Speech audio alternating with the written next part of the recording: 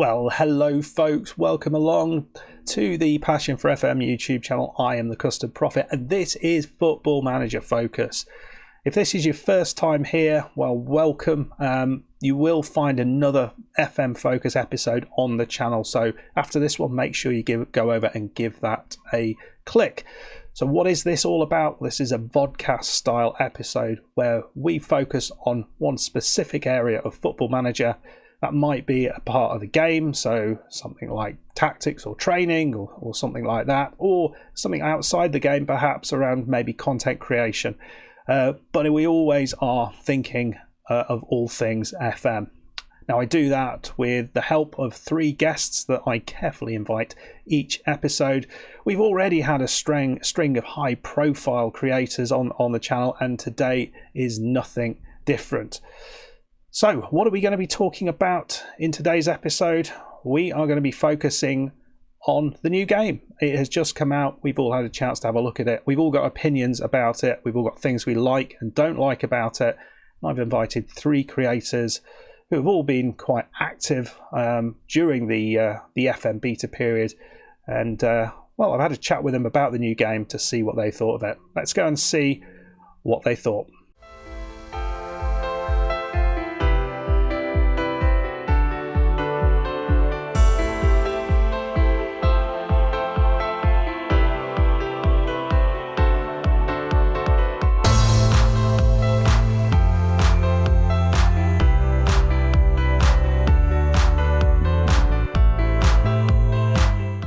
Right then, okay. Well, I have 3 fantastic guests waiting to get going to talk about the new game, FM22. We've all had a little bit of a chance to play it, and now we get to have a moan about it, or say what we are enjoying about it. So, my first guest, from slightly across the seas, very long-standing member of the FM community, been on pretty much every podcast I think that's been going. Apart from this one, which isn't really a podcast. I found out it was a vodcast recently because I'm old and don't understand the terminology. Someone who, and also been in most of the FM communities as well. It is Paul, aka the Northman. Thank you very much for coming along. Thank you for having me on. Pleasure to be here. It is a pleasure. Well, we'll see if it is a pleasure at the end. See if you're still happy at the end. My next guest, of course, one of my Passion for FM buddies. I've been part of Passion for FM, I think, a fair amount of time. Been another very long-standing member of the FM community as well. Got a YouTube channel, done a bit of blogging, and done a bunch of podcasts as well. Or you're actually starting out a podcast at some point. Yeah, we're trying to at some point. It will happen at some point. I've been hearing about it. It is Spencer, aka TaylorMade Gaming. Yeah, you got it right for once. Not bag jokes anymore. Not anymore, mate. No, jokes are all good now. Well, I try.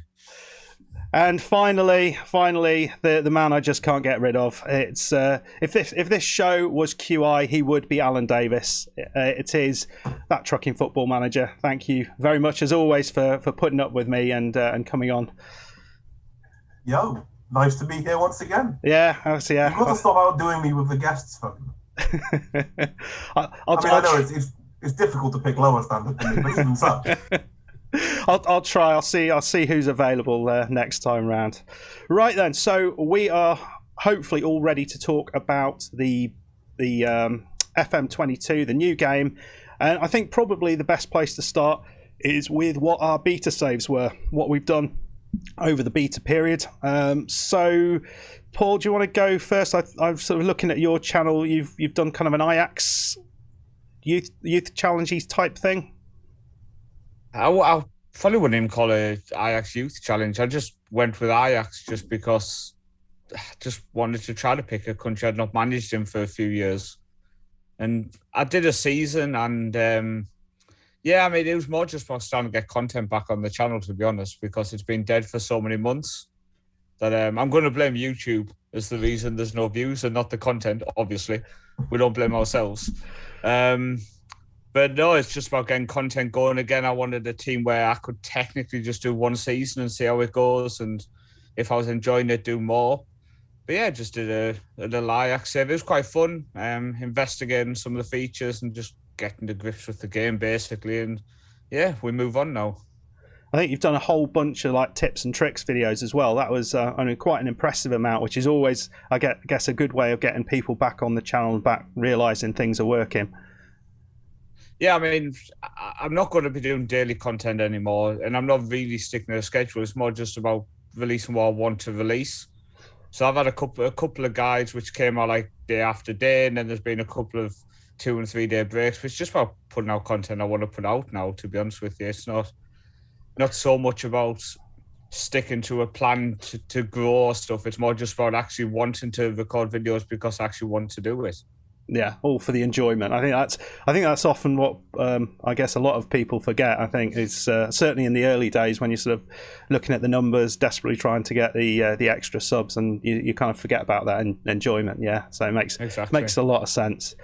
Yeah, Spencer, you've been doing a Chelsea save.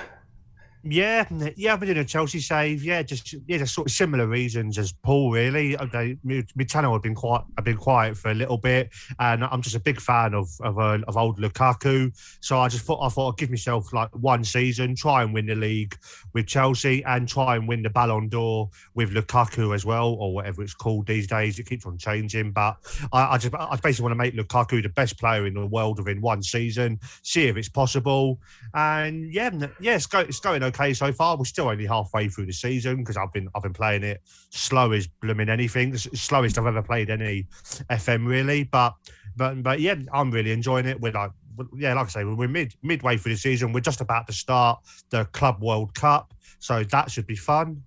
So that's been going all right so far. And is Lukaku set to become the best player in the world?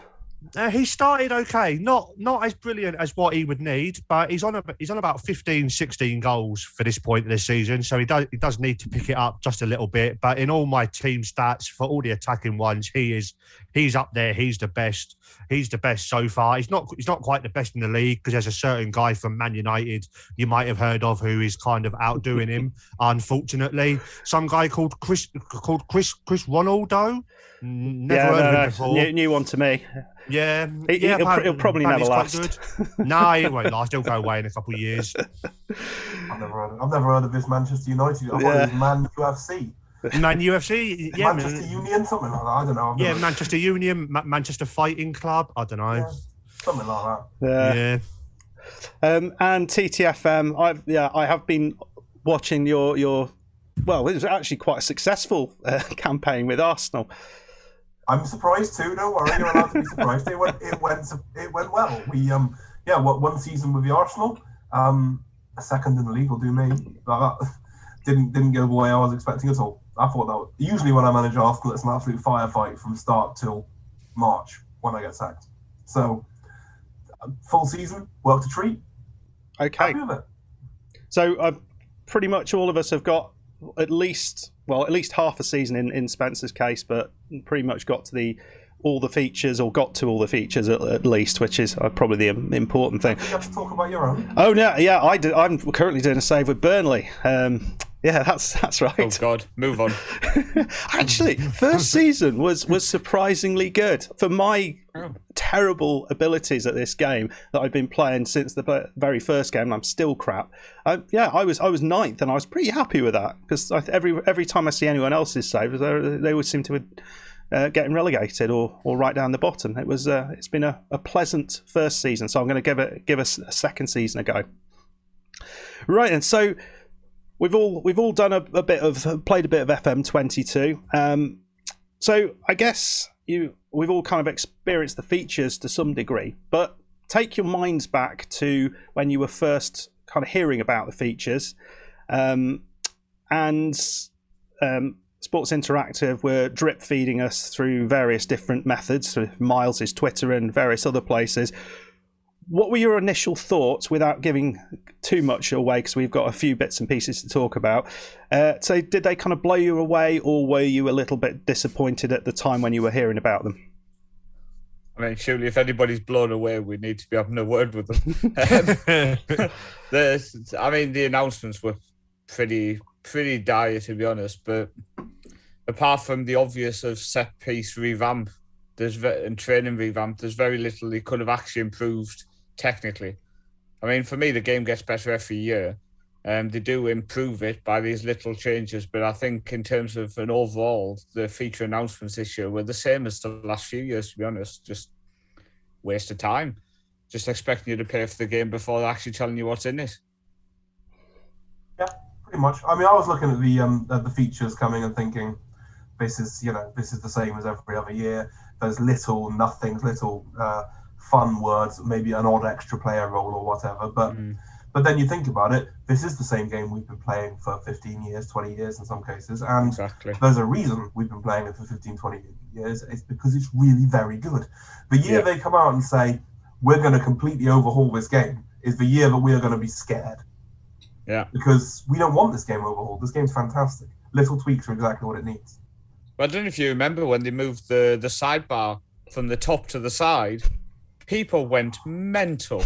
I was one of those people. I hated that. I hated that. Yeah, exactly. I would call that a big change. So when a big change actually does happen, we all kick off. Yeah. So, and that's just a bit of a skin change. Imagine if they ever actually did anything. Right. So what I take from this is we don't actually want change, really. No. Minor improvements. Change is bad. We don't want change, but every single year we'll be so angry at the lack of change. But we're obviously happy they've not done anything. I mean, one of the things, because in the last version of this, we had Loki Doki on. I think he, in that, talked about, or he did elsewhere, I can't remember exactly, but he talked about maybe a DLC sort of halfway through the year as one possible way they could go. That's the most pathetic thing I've heard. No, that's just forget about that crap. No, I think that all came from Zealand's original video when he was going back to doing like a monthly subscription or whatever for FM. I saw that. Pathetic. That was ridiculous. Why? And the prices he was saying, it might only be like a £5 or £3 a month, but still, when you add that all up, you're paying more and you're not getting anything really that extra. So that or a DLC halfway through the season, no, thank you. I like how it is. Yeah, imagine waiting 3 months for the data hub to pop in, and then 2 months. 2 months later, you get your transfer deadline day revamp. Yeah, you'd be fuming, wouldn't you? Yeah, no. I didn't see Zealand's. I think Loki's idea for his DLC was kind of more of a sort of idea around making sort of an alternative universe within it. So. One of the things that can't really happen in the game at the minute is that you can't have big changes to league structures, or you can't have Manchester United going out of business or things like that. So his idea was that might be something that you added into the game that kind of gave alternative, more storylines within the game. I think if they released a game though and say, right, within this version, this team's going to go bankrupt, that team's then going to sue them. That was the problem that I think within the main game, but if you have it separate, whether there's the idea that random teams or league structures could completely change, or so there's a little bit more variety because it never changes. You get an update like now as we speak. I'm working on the update for Egerton, the club I'm the researcher for.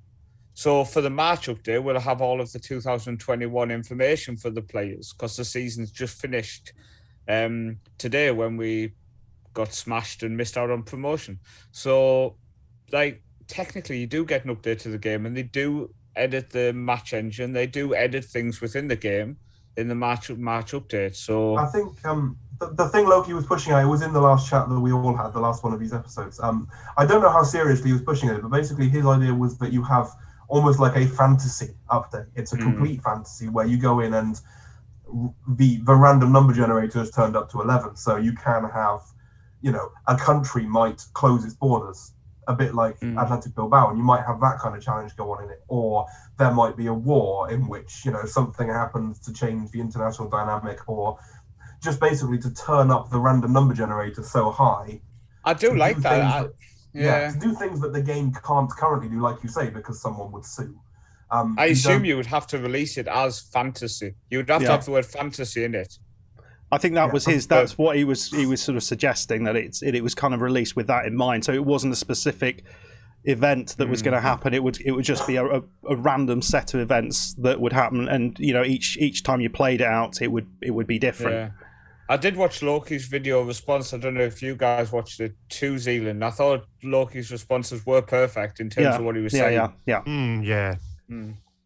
And as for DLCs, I wouldn't mind it if they brought out like historical historical databases or historical DLCs, because I do enjoy what's his name, buddy? He does all the historical databases. I've forgotten his name now. The mad scientist. Mad scientist, that's him. Yeah. I do like his databases, but I would like it if SI did something like that. So it'd be like more people would have worked on it. And, so there'd be more data involved. So that I would pay for DLC, but that would be about it. Because I remember like a few years ago, like April Fools, SI did like a tweet saying that there's going to be like an 1885 database or whatever, and everyone lost their minds. Everyone was like, "Yeah, that'd be awesome." So if they did things like that, that would be quite cool. But we would have thought fantasy stuff wouldn't be for me. Somehow like FM 2005. They obviously had all the rights for the teams for that year. So it would be cool if somehow they could release, like you said, that full database on FM22. Yeah. Let's just say like a DLC. But I don't know. It's all about the rights, isn't it, for players? It's all way too complicated, way too over my head. Same. So, given that what we've been talking about, when you actually got to play the game, what were your thoughts then? Did you change your mind from what they were previously after sort of looking at the feature announcements, or was the game kind of where you expected? Much where I expected, I think. But again, I didn't expect anything from the feature announcements because I never do. So I went through it all thinking, oh, that looks kind of funky. That looks all right. Cool, whatever. And then I stayed away from it until the beta dropped, and then dived in up 2-footed, so to speak, and then that was that. So in terms of expectation, there kind of wasn't any. I expected Football Manager again, which is what you get every year, and again, to expect more than that is folly. Yeah, I think for me, I'm a huge fan of data, so I was excited to get into the data hub. Apart from that, I think I'm with you. I was just expecting FM21 just a bit more polished, and that's what we've got.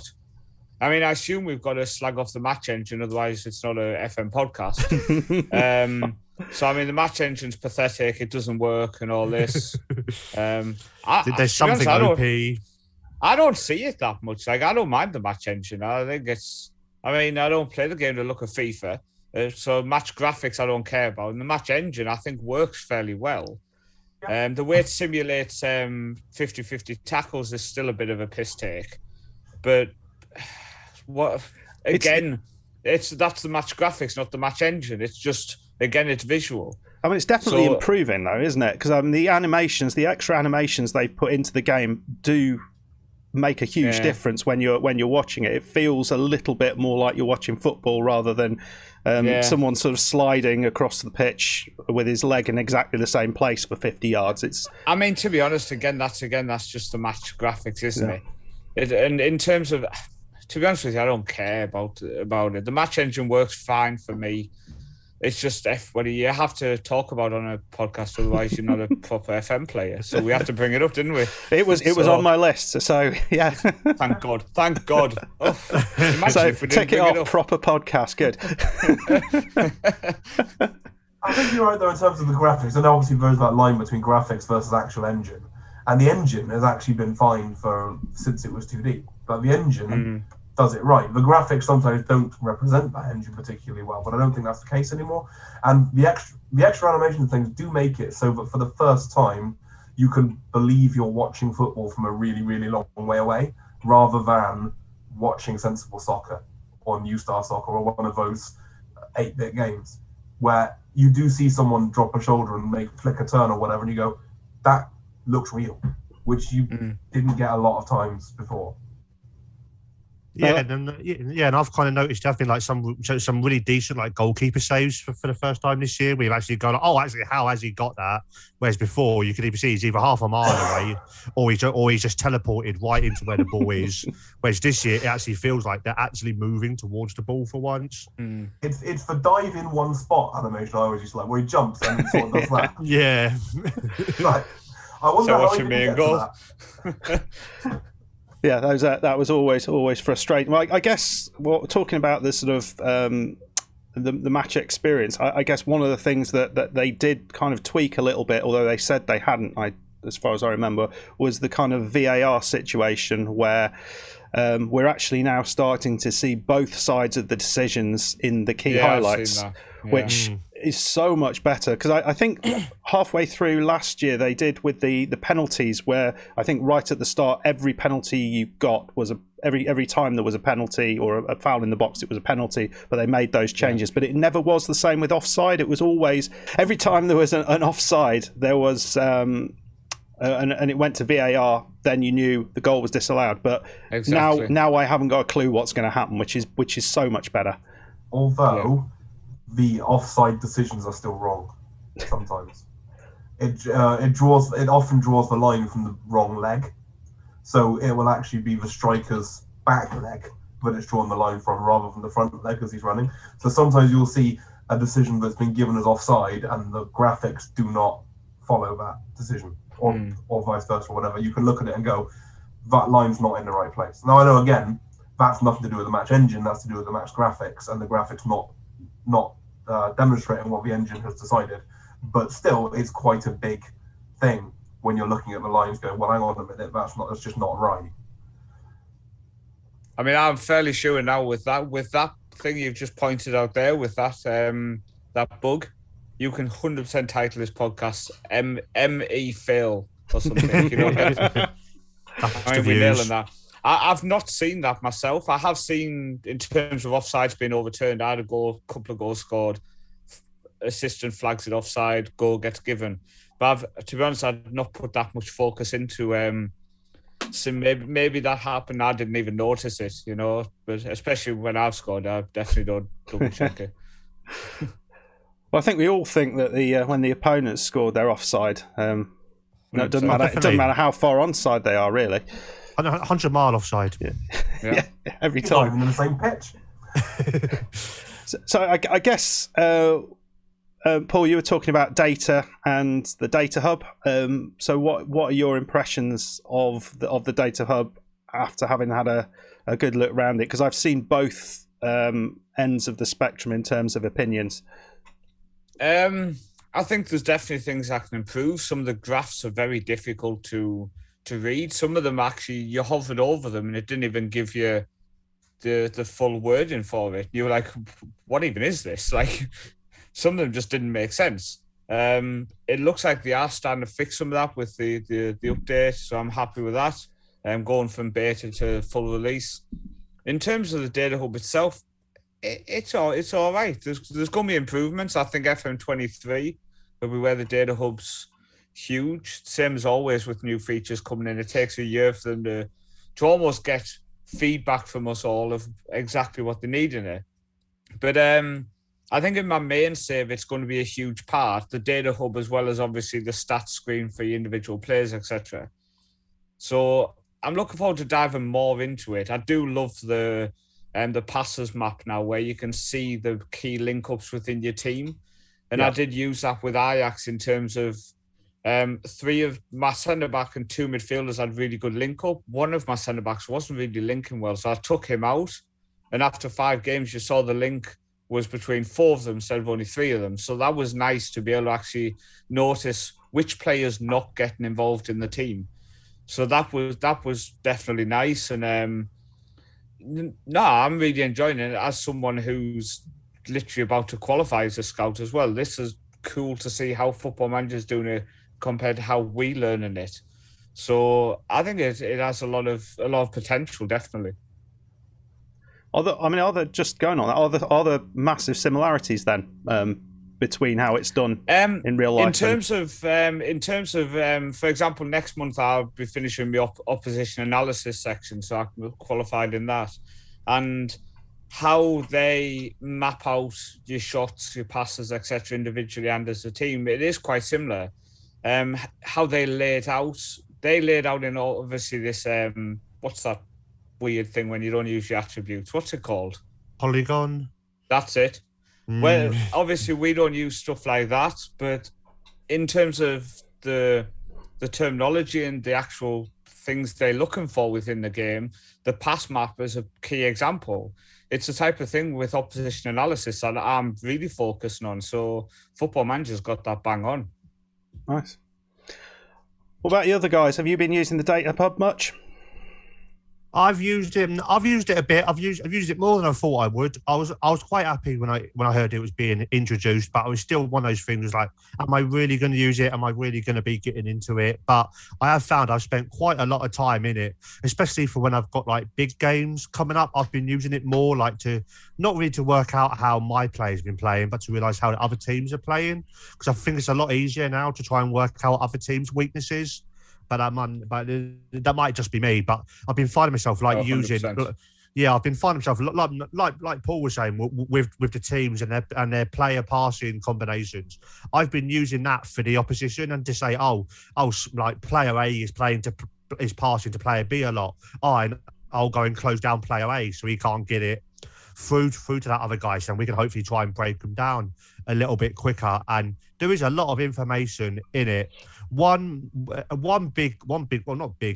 criticism I would have of it is on the player maps or the player scatter graphs. I would like it if you could see like other teams' players on there, and you could actually click on them to go through to their profile from there, rather than seeing so and so is doing brilliantly in this league, but then you've got to go away and search for them, and then go through the search and then click on them from there. Yeah, TTFM. I've only dabbled, to be honest with you. I can't give you much more in the way of meaningful feedback for that one. I have only dabbled when it comes to the data hub, so it's something that's on my list to go into in more detail. But yeah, I think it's going to be. Sorry. No, yeah, carry on. I was just going to say I think it's going to be interesting because all of us have gone like Premier League or like big clubs. And obviously, in terms of my full save, I'm waiting for the level 10 database so I can take #United. What's it going to be like at low level? Like, what do you actually see? I'll give you some feedback on that if you like. I'm managing Hound Dogs in Gibraltar's second tier. Yes, please give feedback on that. I will get back to you on that one. I don't know that I even have. I want to know, man. I don't know if I even have any analysts, to be honest with you. I know that I certainly didn't have any staff whatsoever when I started, but there it is.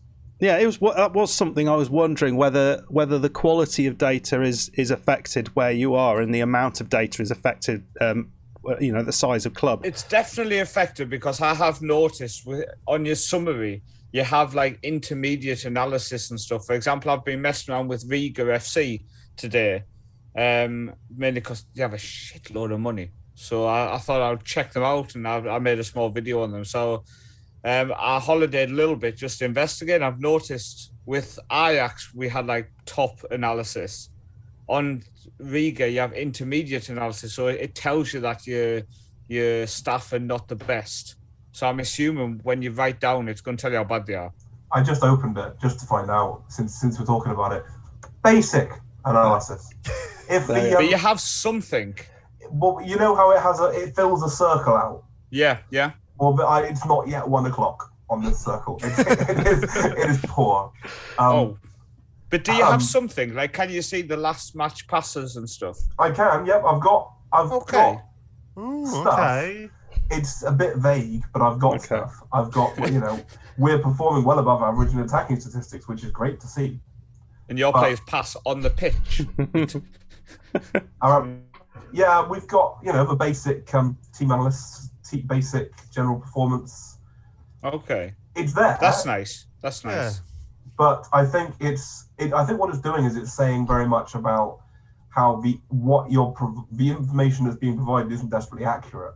A bit like your star ratings, I think is what it's saying. Is that yeah. Well, I mean, there are no performance analysts in the club, so it's just statistics and nothing else. Okay. I like statistics from the league, for example. I have because I assume okay. us versus the rest of the intermediate league and the two overlapping polygon graphs about in the various different categories. Because that won't be provided by them. That'll be provided by the actual league. So that'll be why you've got stuff like that then. Yeah. Okay. Right. Okay, that's interesting to know. Player analysis, I have nothing because I've requested nothing. Yeah. So we'll move on from the data hub then, to one of the features that I thought would be a bit rubbish, and then I really enjoyed it. So the transfer deadline day experience. How have you found that? I have loved it. And I was like you. I saw the announcement. I saw the awful video they did with Fabrizio Romano, and I was like, oh, okay, it's gonna be all right. It's gonna be decent. But then actually, when you get into it, even if you haven't got that much money or that much of your budget left, you can still find players. And I do really like how it does actually work now. How near a deadline day or on deadline day, you can get players for cheaper. You can get players that are more likely to want to leave. And I do like how it all changes over to the yellow and black, and how you do start seeing like agent offers coming in. I would quite like if they kept that on this transfer or the scouting screen like all season long. So it might be a bit easier to differentiate between players you've scouted and players agents have offered over to you. That is something I would like. But on my Chelsea save, I went a little bit mental on deadline day because I noticed with like 8 hours left that Mbappe was being offered about. So then I went, okay, I'm going to try and get rid of everybody to try and get him. And still it didn't happen. I offered PSG 50 million and Kante, and it was Kante who turned it down. And I was so annoyed. It was like 3 hours left when Kante finally went, no, don't want it. And so now ever since then, I've told Kante, you're not playing, you're going, you're off in January, so I can try and get that extra money to try and get Mbappe with him. Yeah. Well, under 18s, under 10s, under whatever, wherever he can go, just as long as he's far away from me for screwing up the Mbappe deal. Because Mbappe and Lukaku up front would have been very tasty. It might have ruined Lukaku's chances with that golden ball, though. It might have done. But at least then we might have actually won the Premier League. Seeing as how I've never won the Premier League on FM, so that would have been nice. I have to say, in terms of briefly sidelining, in terms of pettiness, I cannot recommend enough the amateur contract status of Football Manager, because since I've been back in Gibraltar, I had forgotten how much I enjoy it. Player pisses me off, released. No cost, no nothing. You've left now. Goodbye. It's so just wondrous. Goodbye. Yeah. You've not heard the last of this. I bet I have. Yeah, I have now. Yeah. I'm looking forward to that in my main save with my created team. Whenever anyone just annoys me, yep. Bye. See you later. But the only downside of turning semi-pro when you can't do that anymore. Oh, I'll find a way. Actually, I have noticed today with Riga, we're a professional club, and I actually signed someone on an amateur contract. Ooh. Which I thought was quite a free transfer came in, a Ghana player, and when I went to offer him a contract, he just wanted an amateur contract. So I've never seen that with a professional club. No, I can't think I have. No, so, that might be something else who's screwed up in Latvia. Funnily enough, I've actually got my save, or that's just about to start next week. Well, actually, when this comes out, will be whenever that is, it will already be out. Is actually with Riga FC, which is intriguing. Oh! Well, I released a video literally today about them, or last week when this comes out. So. I'll have to have a look. It's just kind of basically just looking at the club, because I think they're a hidden gem in this year's game. So, good choice. Yeah, it was completely random. Oh, no, I have friends who set up Riga United FC, and that's what made me want to go and check out Latvia. But I did want to actually have the Latvian second tier active, just because it had a bit more depth to the game. But Football Manager forgot to move them from other nation to an actual nation in the editor, which means you can't unlock the second tier without rebuilding the whole nation. Oh, I'd heard, and I don't know if this is true, that the second tier becomes active in the second season. Is that a lie? Huh. I don't know. I'll tell you what. Whilst we're talking, let me take about 20 minutes to holiday the season, and then we can discuss that. Tune in at the end of the podcast for the news. Because if that is the case, if it's not the case, then I've built the whole of this Riga save on a complete lie. Because I thought, oh yeah, 6 or 8 clubs, that's not a lot of clubs. But if you've got another 12 clubs coming in, then it suddenly becomes more interesting. I mean, I love the fact that they've got a new nation in the game, fully licensed. I love that. I just find it amazing that somebody at Football Manager just forgot to move them over in the editor. So when you go to add leagues to Playable League, Latvia's still in the other nations list, which means you got to build it all from scratch. And it's like, you idiots. Like, I couldn't believe it when I saw it. So, yeah, happy days. I'm just setting it to holiday now, by the way. So right. we'll Live get the action. news quite quickly. Good stuff. TTFM, transfer deadline day experience. Being someone who didn't notice that there was any changes to the transfer deadline experience, I seem to remember pressing the decline button both times that I've been involved in one.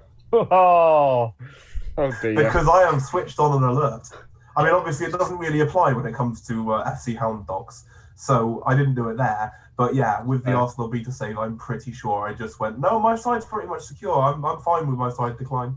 Oh, you missed I out don't on the want treat. to just ask the same boring media question every hour to make sure that the game delays. That's all. I don't want that. No, I look forward to finding out about it at some point. Yeah, I definitely do. There's so much more going on around it. Because I had, at Burnley in the January, I think I did the same in the. No, I didn't actually. I just didn't have much going on. I think I thought in the first transfer deadline it was all a bit crap, but stuff started happening in January, and I only had about £3 million to spend, and then on deadline day, Nick Pope, I can't remember, Newcastle came in with a £50 million bid for Nick Pope, and then I just splurged on everything. It was amazing. It was so much fun.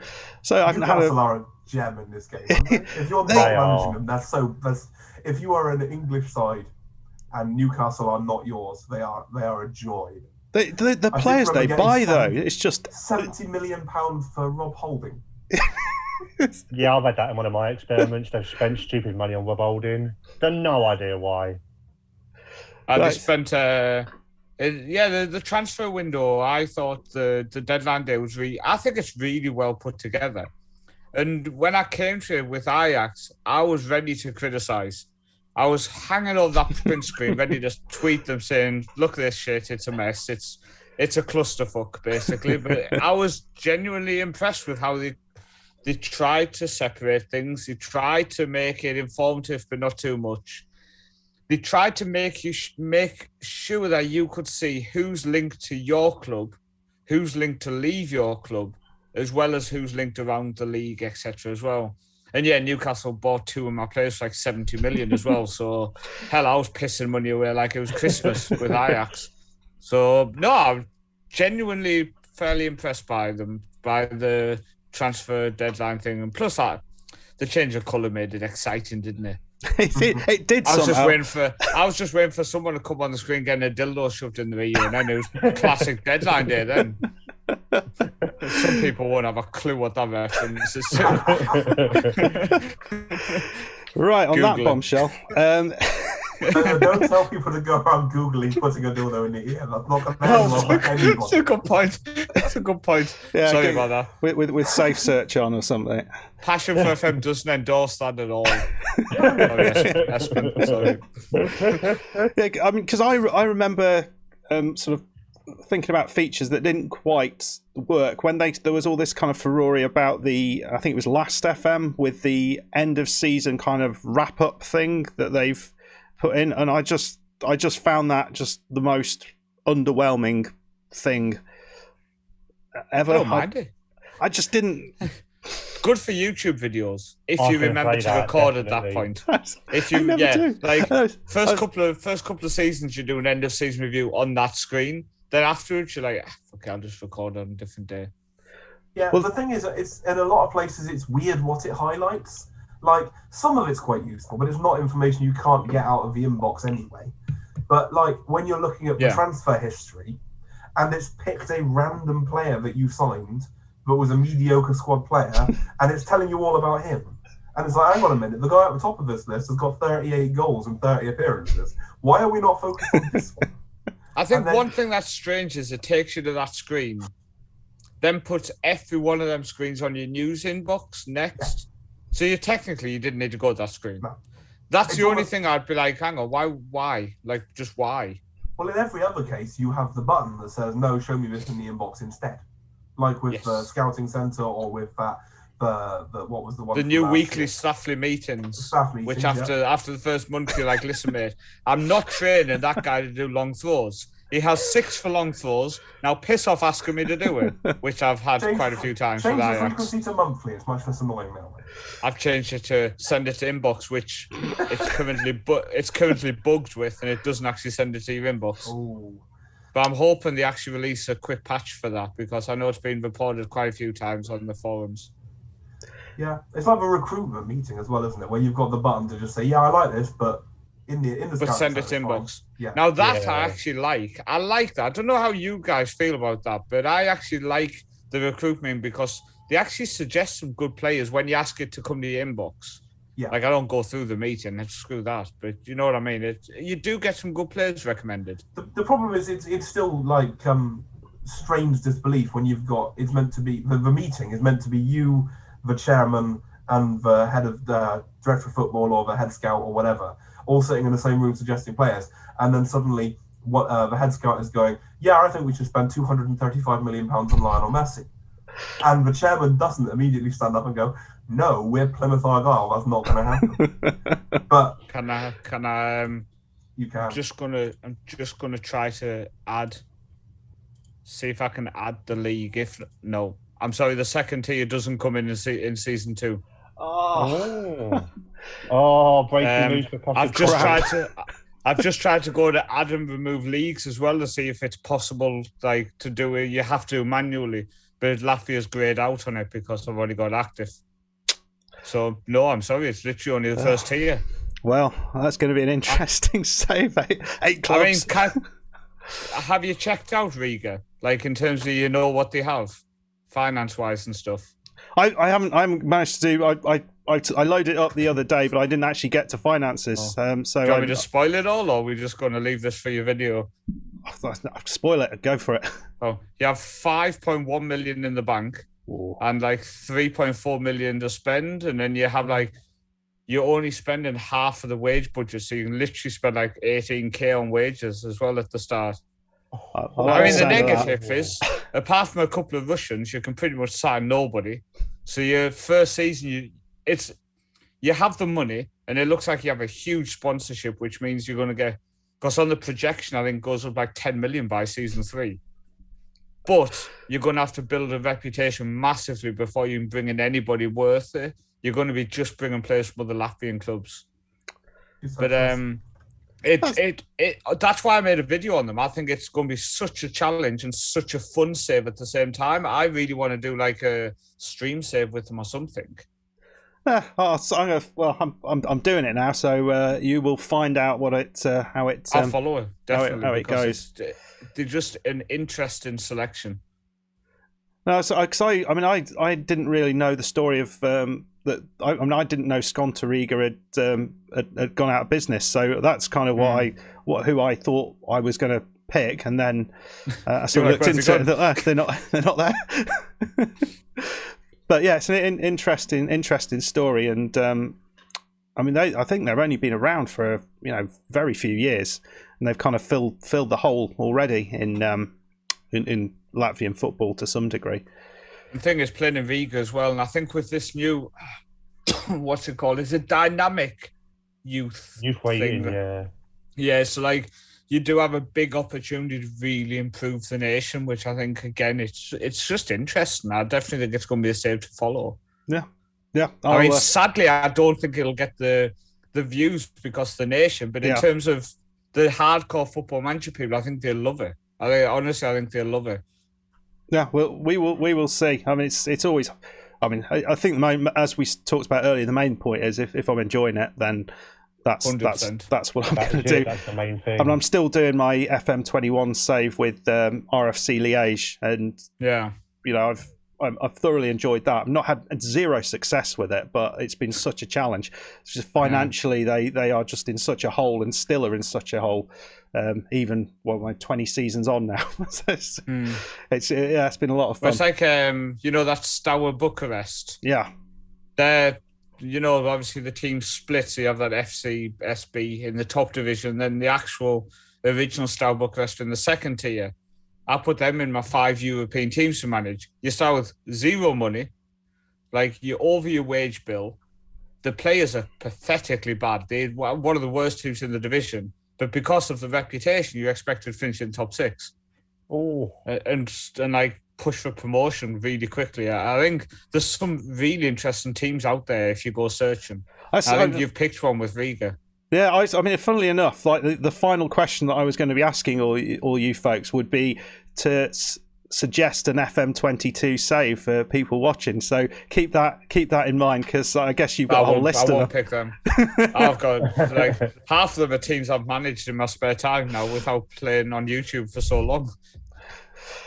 So, I mean, I guess the one other feature that I guess a lot of people are mentioning or got a lot of press was the kind of addition of wide centre-backs. Have any of you tried them, and how did they go? I've tried them, not well. Basically, in short, that is pretty much it. I've tried them. It is fun. I have seen other people get some joy out of them, but I've just not been able to yet. I have got a free at the back system on my offline private save that I've been doing, and I haven't got any joy out of them. So I've just gone to 2 ball playing defenders and a libero, and that seems to work better. Whereas 2 wide centre backs or 1 wide centre back busting on forward does just leave way too much space behind him. So unless you've got a decent pacey wing back who can cover him, you're kind of in trouble early on. It didn't suit my Ajax team, because for me, if you're playing a wide centre back, he's going to most likely be overlapping your wing back. So you then want to change your wing back to an inverted wing back. For me, I then want to play a defensive inverted wing back, so he will cover the space. But then you also need the left-sided central midfielder to be more of an advanced one, so he's not clashing with the inverted wing-back. And I just didn't have the players to link with that on both sides. I mean, maybe I could have made it work on the right, but I wasn't that desperate to try to make it work correctly. And I didn't want to just throw it in there without planning the whole system around it. And then I end up overthinking things and not actually getting into it. So, yeah, no. Basically, no. I could see a way it could work with maybe work with a half-back, perhaps, in front. Maybe, so you'd still have the 2 at the back when they went walkies. But no, it seems the only reason I'd ever do it would be to see if it would work. It would never be. But you can only have 1 wide centre-back, can't you? Can you? I'm sure I tried it, and you can't have 2. I thought I'd seen them. I've shut Football Manager down. Give it a go. I've got the game. Wait, hold on, people. You can have 2. You can have 2. You can have them both on attack. Okay. No idea what I was doing then. I'm sure I was checking it out. Because I did find it weird that I could only select 1, but maybe I was doing something. I don't know. No, I think, the only reason I'd ever do it would be just to see how it works. It's not something that tactically I would do, ever. Like, if I'm playing with wing-backs, then I definitely don't want my centre-half wandering off. And if I'm not playing with wing-backs, I really don't want my centre-half wandering off. No. So, but then I guess the only time I would consider it is, for example, with Andorra a couple of years ago, I really focused on trying to be a proper Stoke City side. So my right-back had no ability going forward running, but he was like 6'4" and good in the air. So then technically, if you did that with your left back as well and had them as defensive, and you had tall ball-playing centre-backs who bombed forward, you've then got 5 defenders who all are good in the air at set pieces and corners. So it would be if you had a ball-playing defensive midfielder who you then converted to a centre-back, like I say, you then could come up with a tactic where you end up with 6 or 7 giants for set pieces. But like you said, apart from that, even the way you're describing that, it's like you could force this and you could bend that to fit into that. Exactly, exactly. You wouldn't though, would you? Why would you do that? Like, no, I mean the only time I ever, the only time I ever drop my defensive midfielders back is when, like, for example, years ago with Barcelona, I dropped Xavi into central defence just so I could get an extra central midfielder and have an extra person who's amazing on the ball. I don't do it so I can have 5 giants, although now I'm considering trying it. There's another video right there, I reckon. But then you have to have centre-halves that are actually capable of going forward. And that's the other thing, is that if you're playing in a situation in which you have to have 5 tanks. I mean, again, I'm managing the Gibraltarian national team. I would not trust my centre-halves to leave the penalty area. Like, no. They'd get lost. They wouldn't make their way back. No, and if they're fantastic in the air, unless you're managing Premier League players, they're not going to be fantastic with the ball. And then if you are managing a Premier League team, then your fullbacks are going to be insanely good going forward, so you don't want them to stay back. Yeah, it's like at this point, we're just trying our hardest to try to justify using it. Yeah. But like unless we're Sheffield United, we're just not going to do it. It seems like every year a new position or a new role comes in, and every year it's harder and harder to justify where it's come from and whether you'd ever use it. I don't believe I've ever used a wide target man. Oh, I actually use a wide target man quite a lot. Do you? Yeah, I really like. You know, you get quite a lot of inside forwards, like Van Hooijdonk, for example, the young kid who's at Bologna. He's an insane wide target man. Or Timothy Weah also played well as a wide target man on my save. But sometimes if I have a really tall striker who can actually run and he's good with long shots, I'll play him as a wide target man because I find the fullbacks really struggle to pick him up.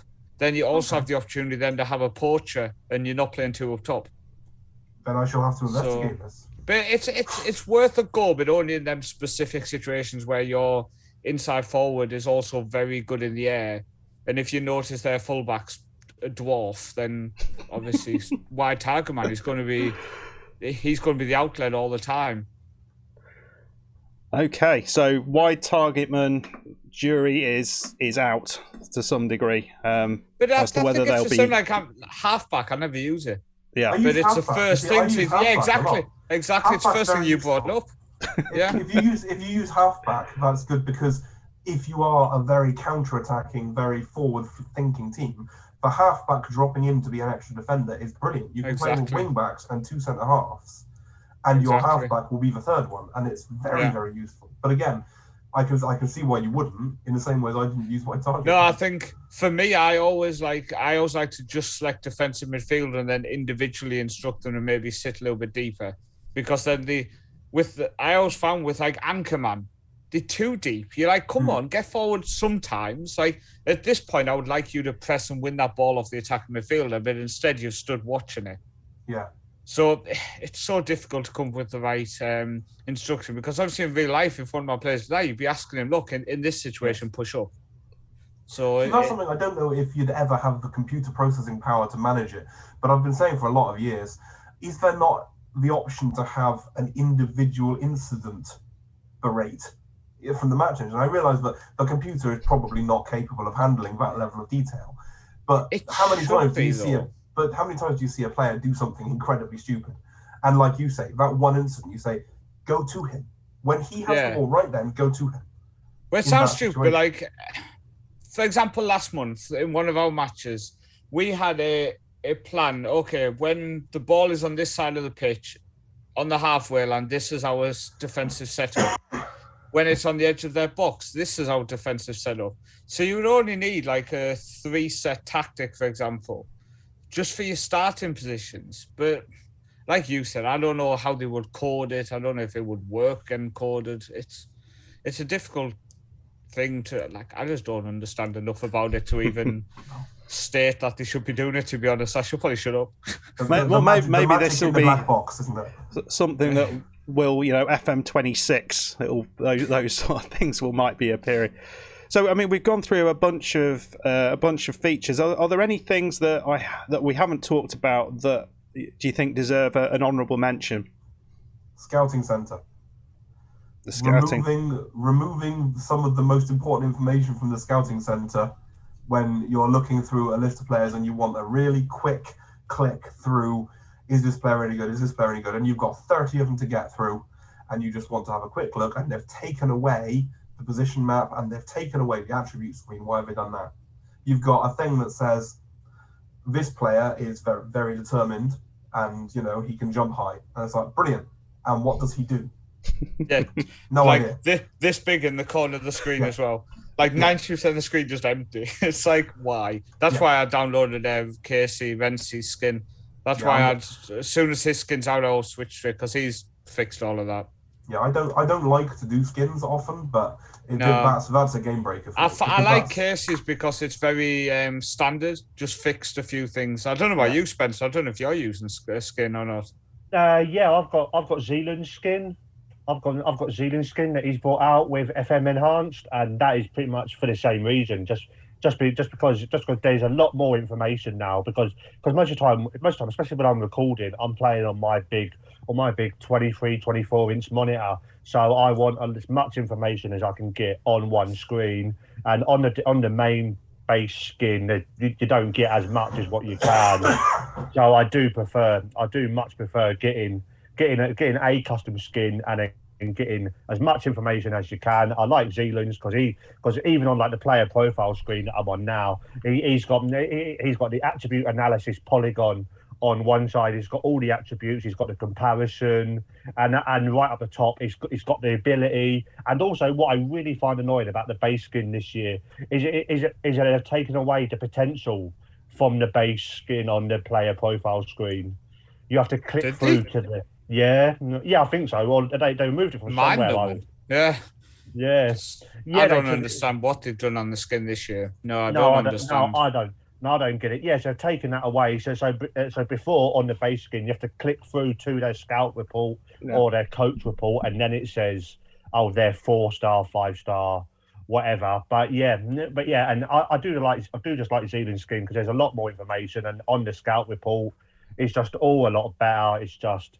Yeah, that is something I do every year anyway. As soon as custom skins come out, I'm always, then whatever the first one is, change over to that. And then just keep on changing every few months till I find something that I actually want to stick with. I don't know what you guys are like for creating content, but if I use a skin on episode 1, I feel like I can't switch to a different skin through that whole series now. So if I start a series on the base skin, I'll have to use the base skin all year then. Yeah, I'm not. Yeah, I'm like that. I'm the same with skins, with logos, face packs, everything. I've updated my face packs now, so I'm sick of people telling me Haaland looks about 10 on the cut-out face pack I've had for about 5 years. So I've got the DF face packs for this year. Yeah, I think that's what I've got. But I do feel like if I change halfway through a series, I feel like I have to spend like 3-4 minutes per video saying this is what I've changed, this is what I've changed. I'm really sorry. I'm really sorry. I know you like this. I know you're watching me for 20 minutes a day or whatever, and I'm playing it for 5-6 hours a day. But you're the ones that have got to look at it for 20 minutes. So sorry. Well, it's like when I moved into my own place, I was like, screw it. I'm going to buy myself new monitors. So I bought myself 2 32-inch monitors to play on. Then I thought to myself, hang on.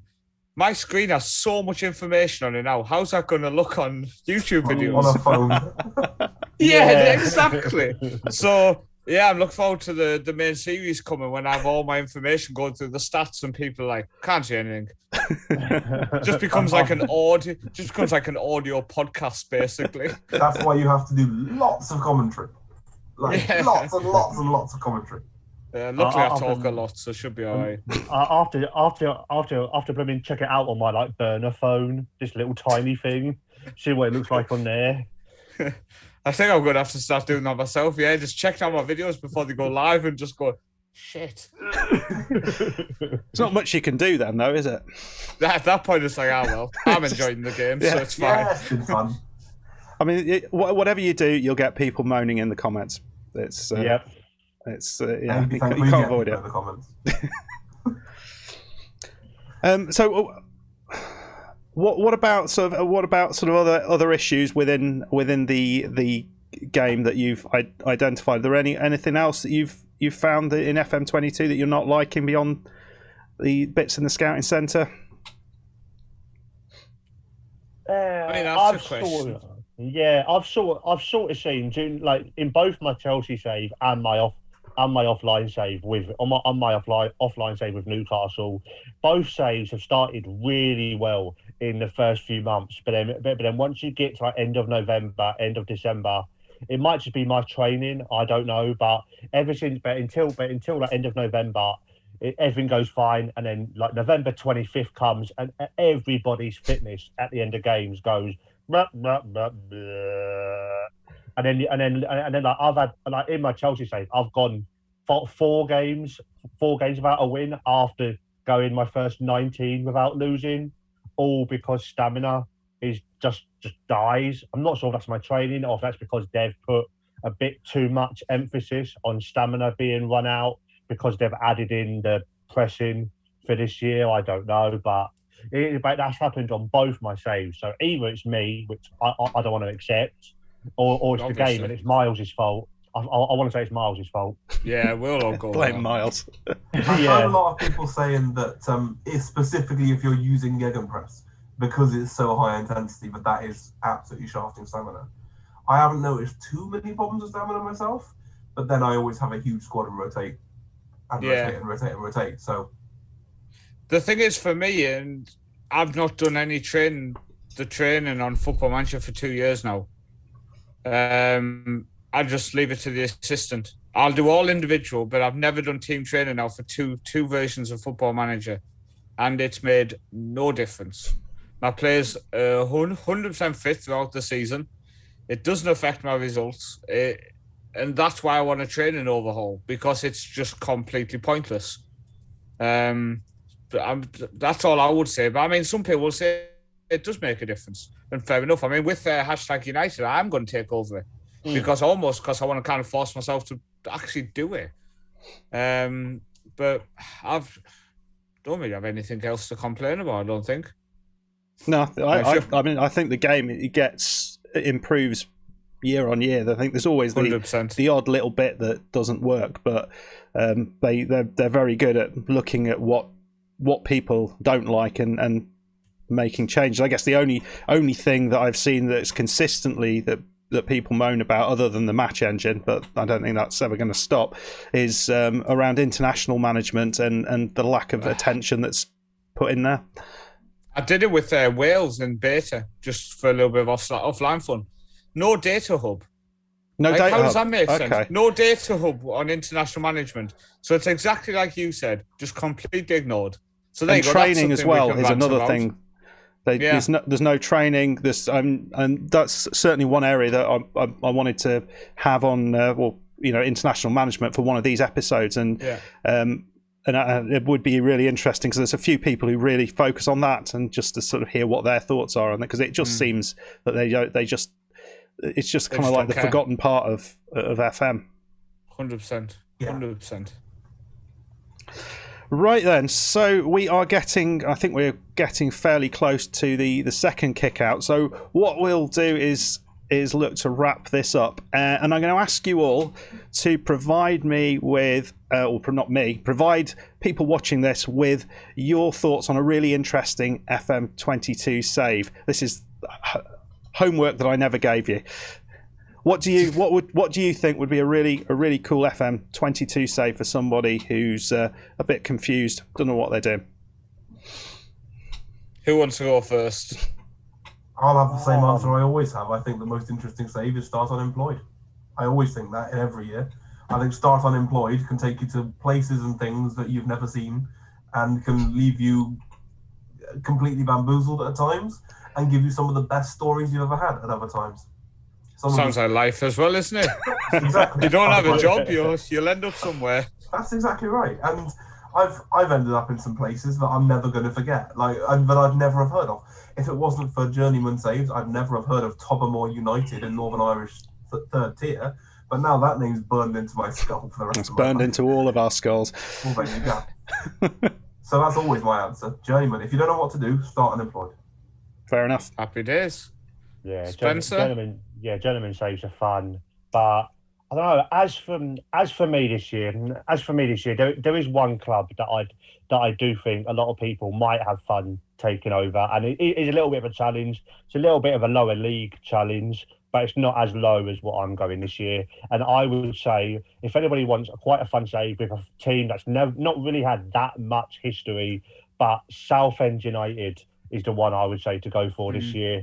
They've been relegated twice on the bounce. They're now looking like they might go down again. So 3 relegations on the bounce. And they're a team that they're quite local to where I grew up. So I've got a little bit of an affinity with them. But they're a team who they're in kind of a decent area where they are. They're closest to West Ham. They're closest to a couple of other teams. So they might be able to get like young players off them, but they've never had any ambition to do anything with that club. Whereas so someone just went in there and grabbed them by the neck, by the whatever you want to grab them by, and said, "Oi, we're going up the leagues now." That would be a very, very fun save because they're a real team, but you can make your own history. Because as far as I know, they might have won a couple of leagues, but have never won anything other than that. So if you could. So that would be quite a fun 10, 12 season save to get them up to the Premiership and get them stable up there. That is the one that I would say to people to give a go for this year. Nice. It's a good choice. There's a nice documentary on them on YouTube not so long ago. Go and check it out, people. Oh, I've not heard about that. I'll check that out. Oh, no, it's fantastic. Really, really good. I think it was Copper 90 did it. I would go with MTK Budapest. I managed them on previous Football Manager, and with this new dynamic youth rating for Football Manager, where your league can dramatically improve if you do well, they have the best youth academy in Hungary. They expected to finish mid-table, so there's no real pressure. They have, I think, over half of the team is under the age of 21. They have a fairly new stadium. It just everything is there to build a legacy and just take them on and see what you can do in Europe. They used to be a powerhouse, but they've been basically a yo-yo team for the last few years, going up and down a couple of times. But they've maintained the best youth academy in the country, so they're constantly churning out some top talent. So definitely a club to recommend. Nice. Fantastic. Well, that is awesome. Oh, thank you very much, all three of you, for a really nice conversation. Some really great ideas there for saves for anyone who is watching. And also, I will put links to all of these fine gentlemen's YouTube channels down below. So make sure you head down there. Yeah, down there. Not there. No. Down there. Yeah, there we go. Make sure you head down there and drop these fine fellows a sub and have a look around their channels. But that's it. That's it for today. Another FM Focus over. Thank you very much, gentlemen. Thank you. Thank you. And thank you very much from me. And we'll move over to me in a few days' time when I do the outro. Well, folks, I hope you enjoyed that.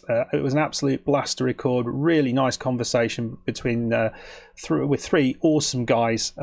All of the details for their YouTube channels are down below in the description, so make sure you go and check those out and drop down and give them a sub and check their channels out. As I said in the intro, if you have got an idea for something we might want to focus on in future episodes of FM Focus, then drop that down in the description below.